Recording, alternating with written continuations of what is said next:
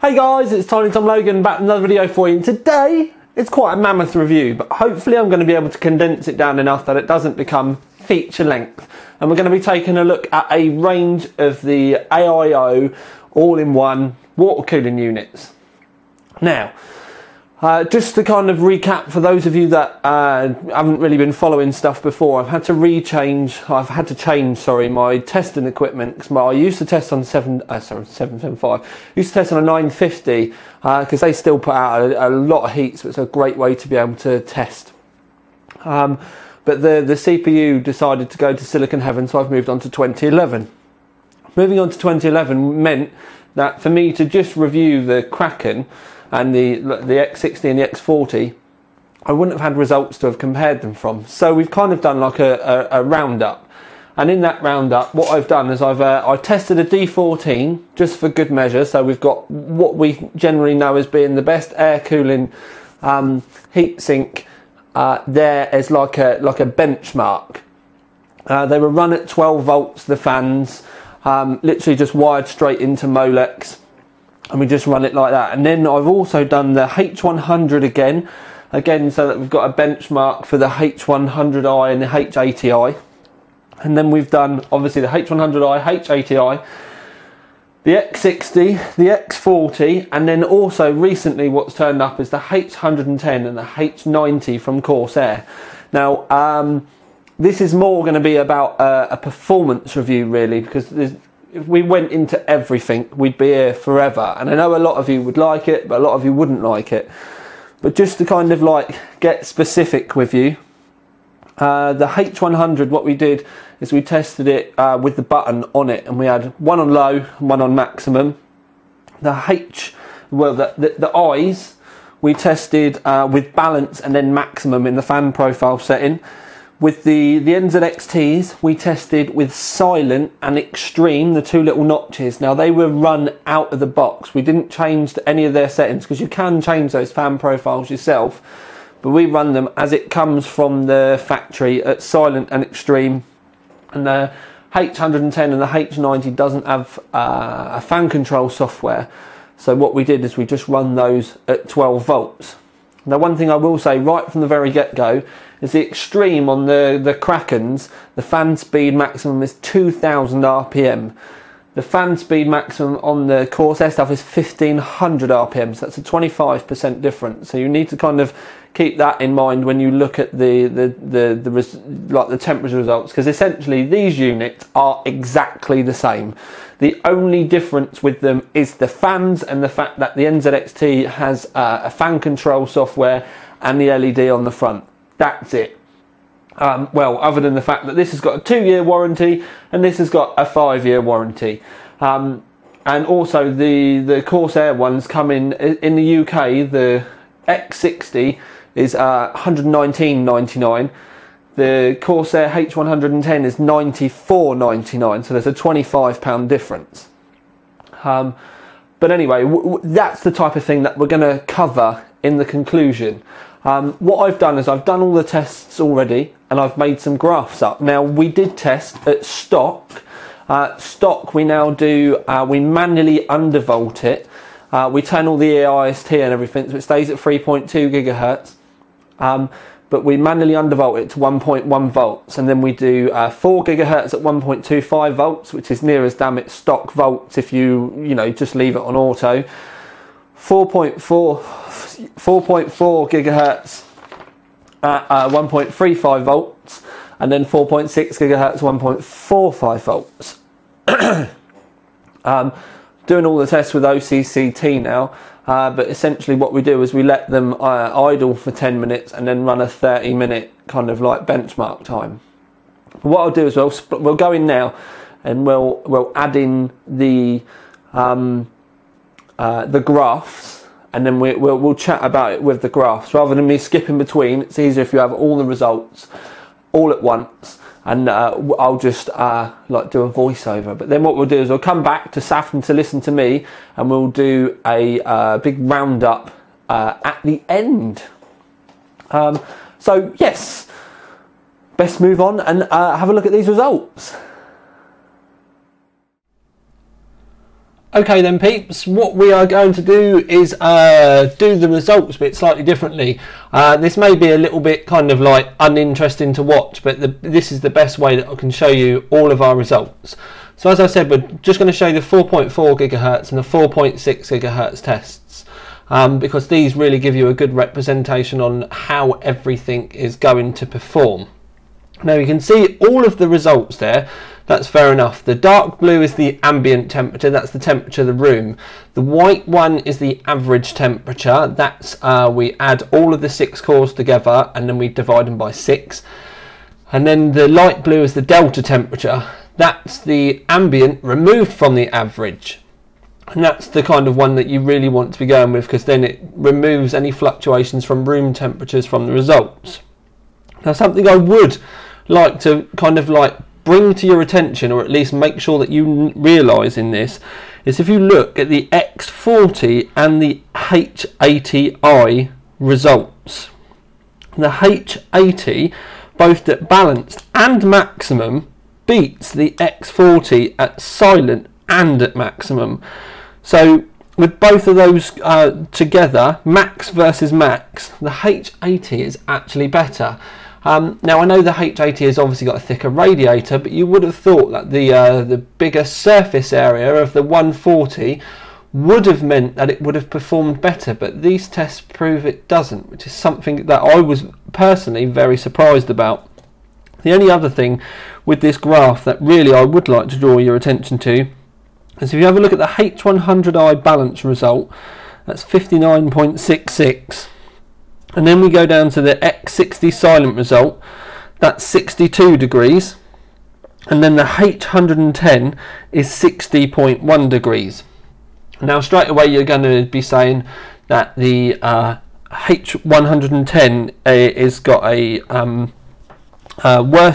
better temperature than the X60 at silent, but we need to remember that the silent would have had slower RPM fans. The extreme is 56.6, but that's a 500 RPM difference. The Corsair is obviously set at 1500 RPM. The maximum on the X60 is 2000 RPM. But anyway, so going from that, what we can actually say, really, is that with a balanced kind of approach, the H100i does still perform really well, because if you have a look, like I said, 59.66 versus say 62, but then we can, if you want to measure it to the 56, that's fine. There's still only 3 degrees in it. Now obviously with the NZXT you can change the fan profiles and stuff yourself. It's far too easy for manufacturers to stick fast fans on a cooler nowadays. I'm very much a liker of cooler stuff, but this is quieter stuff. But this is when we need to kind of move on really, and do that in the conclusion. But like I said, you've got all of your results there. That was a mammoth amount of testing, but really the big one is the 4.6 gigahertz test, which we will move on to now. Right, so as you can see, with the 4.6 gigahertz results, there are a lot that have failed. I just need to turn my page over so I can see. So just to show you the ones that did fail, the D14 failed after 3 minutes and 14 seconds. Surprisingly, the H100 failed after 7 minutes and 30 seconds. The H80i balanced failed after 11 minutes and 24 seconds. The X40 silent we didn't even bother with, because the extreme failed after 5 minutes and 43 seconds. And the H90 failed after 2 minutes and 36 seconds. So the results that we do have left. Now these are the cream of the crop. Anything that has a result in here has obviously passed our 4.6 gigahertz test and has done, you know, really, really well. Something I will say though is quite strangely, the H100 failed with it turned on to max. But if you were to wire the fans into 12 volts, which is something I always do say with the H100, you should wire it into a Molex connector and then just use your fan speed reducer to, you know, to set it. But anyway, With the H100, if you wire it into 12 volts, it actually passes and you get a delta temperature of 53 degrees, which is kind of on par with the X60 at silent. But anyway, we will move on. So, H110, that was, what we'll do is we'll do delta temperatures. H110 was 50 degree delta against a 43.6 degree delta with the X60 on extreme. Again, considering they are the same units, that is literally just a fan speed difference. If you kind of go with the silent version of the X60, you can see that, you know, it drops 10 degrees. It goes up to, sorry, 53.63, and that's just by turning the fans to half. So you can see that you do get a massive difference with fan speed on these thinner units. But trouble is the fan speed does mean noise, because none of the 140mm are quiet. And then if we look at the H100i, those tests are actually really good. This shows you the H100i really shows you how much further along that has come from the H100. The fact that at balance we got 49.83, and then maximum we only dropped another just over a degree, but it still went down to 48.53. So that did really well. But something again that I was very surprised about is the H80i at max is in this graph. We've got a 53.56 delta. That is bloody good. Like I said, considering that the H100, you know, with the normal fan profiles didn't pass, but that H80 is still in there. Another thing to talk about as well is the X40 isn't in this graph at all, yet the H80i is. So I think that's, you know, the H80 for me, performance wise, it's definitely not the quietest, but performance wise it does work really well, which is something I've been pleasantly surprised by. Now we've had enough time, you know, just staring at graphs. That's 7 minutes. I'm looking at it recording now. That's enough time of us just staring at graphs. What we will do now is we'll move on to the conclusion, and then I will break everything down for you and give my, you know, kind of honest and balanced thoughts on all of these units, and then we'll see what we can actually take from this today, because it has been one mammoth review to do. Okie dokie, so you managed to sit through the graphs. I know it's not very optically pleasing, but at least while I'm talking to you, you can scan up and down the graphs. I just want to see how that works when we render the video up and how it works in the end, depending on whether I'll keep it or not, but I think that's probably a better way. Obviously, going forward, when we do individual tests, that will mean I'll have more time in the video to be able to look at mounting and stuff like that, rather than with these, like I said, we'd be here forever. Now, awards, because I mean, because I have got stuff everywhere. Now we've obviously got the 280mm ones, which is the we've got the X60 on this side, and then we've got the Corsair H110 on this side. These I'm going to give gold, but there's a few things that I want to point out with the pair of these, because there's plus and minuses for both. Then we've got the 140mm ones. I'm only going to give these silver, but again I will explain this and more. Now, just so that people know, a lot of people will instantly be going on about the SwiftTech stuff. That stuff's not managed to filter through to the UK yet. I've been onto the SwiftTech distributor. They've not got any review samples yet. I also know whether the shops that they're going to be going into the UK first, they haven't even got an ETA yet. So I can't do that yet. We'll do that as a standalone review afterwards. I think the SwiftTech would have got lost in these results anyway, because it's probably best to do this NZXT and Corsair, because those units, apart from the links, you know, like the software stuff, they're identical. And that's one of the reasons why we've got 2 golds and 2 silvers. It's because they are near as damn it identical. So Something I do want to point out, the fan distance on the Corsair and the NZXT is different. The Corsair is 20mm, the NZXT is 15mm. Now, Corsair cases have all got 100, if they've got two 140s in the roof, they're generally 20mm gaps anyway. Now, the problem was when the 140mm radiators first started to come through, there were two kind of camps. One went with 15, one went with 20. Even though 15mm is an international standard for 120mm radiators, they seem to have variated. Now, 15mm is becoming more and more an international standard, well, more and more common, I should say, for 140s now. Right, apologies for that, guys. It was the postman delivering an original 775 Rampage Extreme.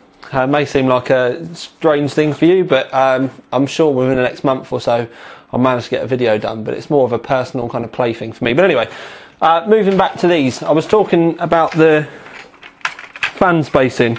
Now, Corsair have stuck with the 20 because that's what all of their cases are. I'm pretty sure the 650D, like the 600T, anything you can get a H100 in that's got a 140 in the roof, you'll be able to fit these in. The NZXT, basically they did with the switch, that originally went out with 20mm spacings, and then they obviously had this design, and they did roll out 15 into the other design. So they've offered a roof upgrade for the Switch 810 that you can change it so that's got 15mm spacings. But things like the Stormtrooper, which obviously I use as my test case, that's got elongated mounts, so it can fit both. Really, the difference between these for most people, I would have thought, will be, you know, which ones are going to fit in their case. Other differences, really, NZXT do have the Link software, which you've got the USB cable, and then you've got the fan cables that come out and the pump power. Sorry, we've got this one with a motor, SATA power on it. Now, it does add a lot of clutter in the motherboard. You will want to, you know, route this or get it hidden behind the motherboard.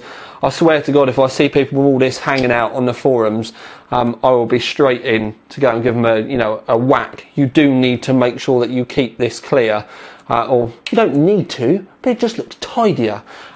So it does add clutter, but it just means that you've got to work harder to make sure everything can be, you know, hidden away. I've done it. It can be done. It is a pain in the arse, but it is there. It is nice to be able to change the fan speed with it built in. The LED RGB thing, it doesn't do white very well, to be fair. Mine all looked pink. So if you want in white, then it's not necessarily going to work for you. Now, one thing we do kind of have to say is the main difference with these, performance-wise, is the fans. Now, this for both of them is something that I'm a little bit disappointed with, because for me, to go up to 140mm, yes, you do get better cooling performance, but the other option is that you can, because of the extra surface area, you can then drive the noise down by running slower RPM fans. NZXT have just gone in and smashed 2000 RPM fans in. Yeah, they've got the fan speed controller, that's fair enough, but the fans, they're not quiet. Even when it's in silent mode, they are, you know, considering it's in silent mode, they are noisy. Even when they're doing nothing, you can hear them humming away. I was actually very disappointed in that respect with these fans. To be fair, if I was to buy either of these, I personally would have to change the fans on both. I couldn't run either of them. The Corsair ones you can wire in. They are 4-pin PWM, so you can wire them into your motherboard or whatever, and, you know, set your motherboard up and your BIOS to, you know, turn the fan speeds up and down, or set them up to your fan controller. That's all well and good, but like I said, these ones, even when, you know, turned down in silent mode, they buzzed. There was a significant noise there, and And like I said, for 140s, I was actually disappointed. It's just, with these though, it's just cheap fans. They do the job if you're, you know, I mean, you're just looking at the performance end of it and not worrying about the noise. But as soon as you start to mention noise, these kind of like fall over. The Corsairs kind of come in the middle, really. They obviously got a lower maximum RPM, and you can make them quiet, but the top end performance isn't there. And that's one of the kind of confusing things with these, is that's kind of the diminishing factor. This one will perform better, but it will make you deaf. This one performs a little bit worse, is quieter, but again, the fans still could be quieter when they're turned down. So it's a bit of a strange one. The gold award really was that 4.6 gigahertz graph. That is our kind of extreme end test now. Coolers that do manage to get on that are doing very well. That was shown by the fact that the H100 isn't on there. That was shown by the fact that the NH-D14 isn't on there. The H80 was a surprising one, to be fair. The H80 managing to get on that, yes, it was on the extreme, just goes to show how good it is, because neither of these two did manage to get on there, even though they've got a bigger surface area. But the thickness of the H80 must be the finishing the finishing point for it.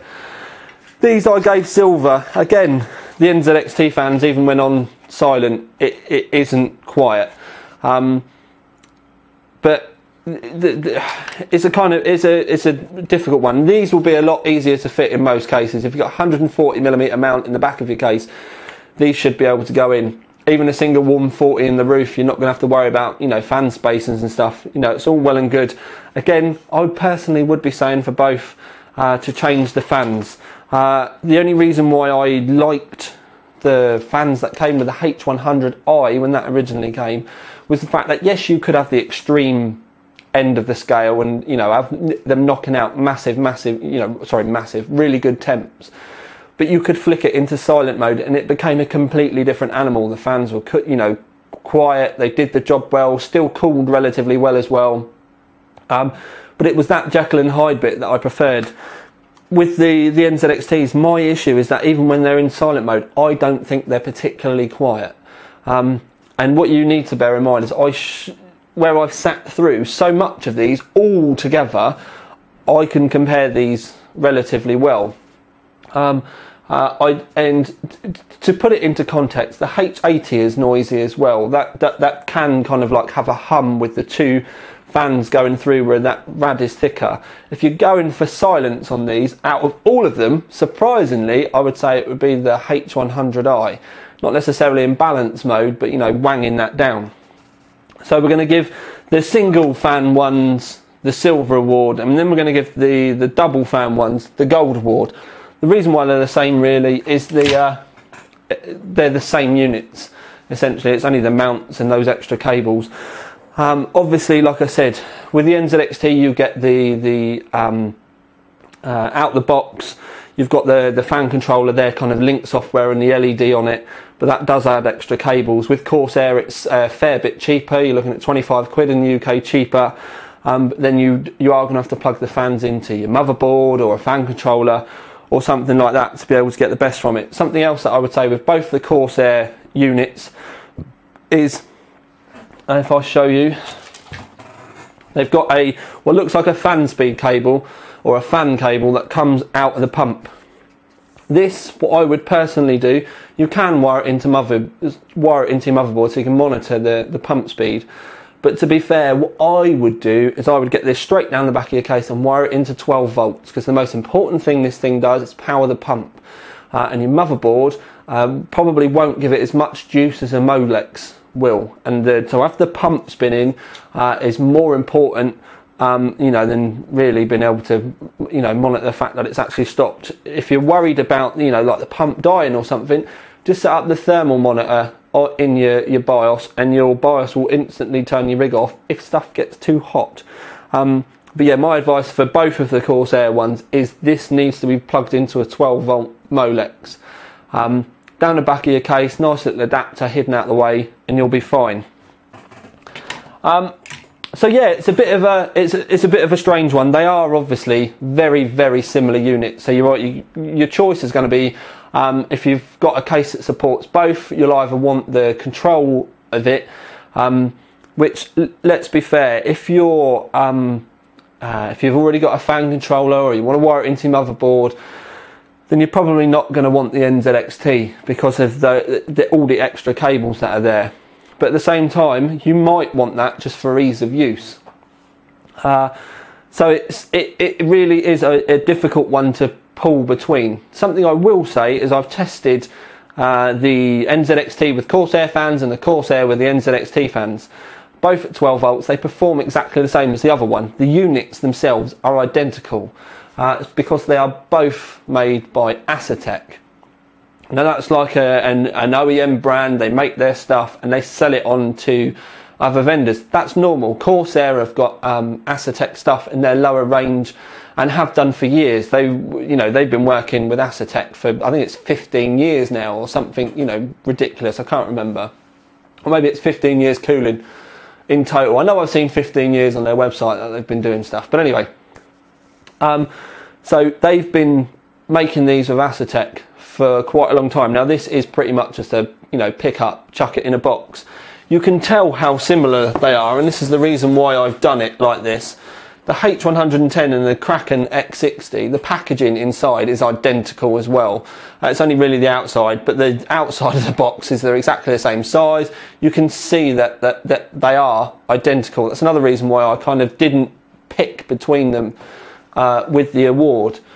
I personally would say the surprising one performance-wise for the review though is the H80, the H80i.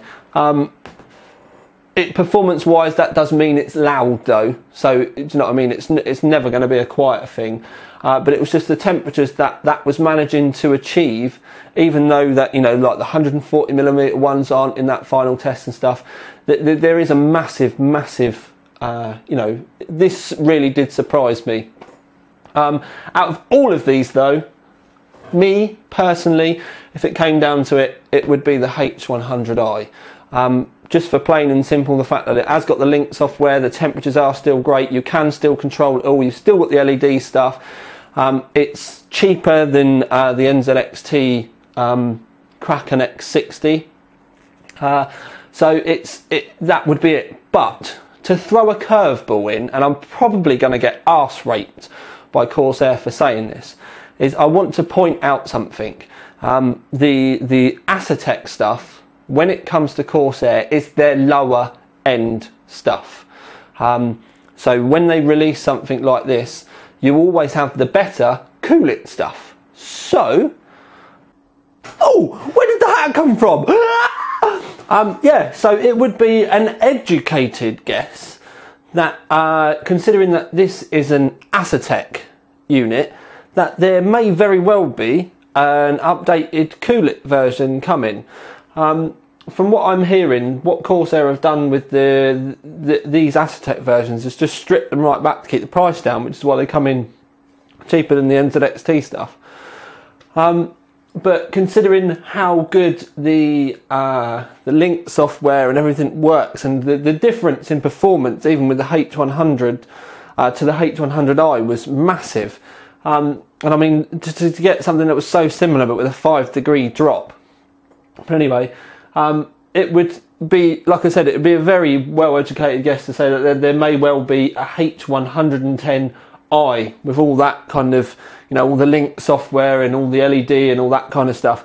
I just kind of hope as well that they do bring out some 140mm SP fans like they did on this, with such a wide variant of RPM, so that you can run it quiet if you want, like you can with this, but then you can also have the performance should you want it. But anyway, time for me to take my hat off.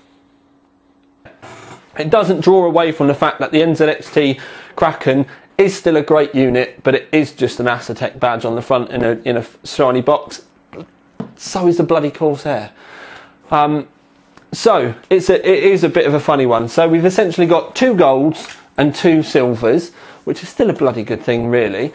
I'm glad to have got this all this testing and everything out of the way, because it's taken me so long to get everything retested. But it does mean that from now on, when we do other coolers, like I've got the Cooler Master siding that I need to do, they will get done on their own now. But I think putting these side by side, because they are so similar, it was warranted, and we just kind of chucked the other stuff in for good measure. So I'm sorry that I've rambled on so much. I can see that even this section of the video, since I've clicked record, is now, you know, nearly 15 minutes. So apologies for that, but I think I did need to explain stuff in quite a lot of depth. So you've got all your results and stuff. It's now down to you. Performance wise, the only difference with the units is fans, essentially. If you're going to change the fans yourself, there will be nothing between them. And just to put another curveball in here, what I am going to do is I've got some Noctua 140mm fans outside, and I will be testing the X60 and the H110. Again, it's going to be in a couple of weeks or a month's time, because I'm not doing any heat sinks for a while. I will be testing those units with the Noctua fans, just to prove that there's sweet FA between the two when you run the same kind of kit. So yeah, it really does come down to you guys. Do you want that control software? Do you want to save a bit of money? You know, I mean, that's really where it comes down to. But for now, at least, I have rabbled on enough. I now need to go and get the written review of this all sorted as quickly as possible, now that the airy stuff is done. But this is Tiny Tom Logan with another video for you. Out.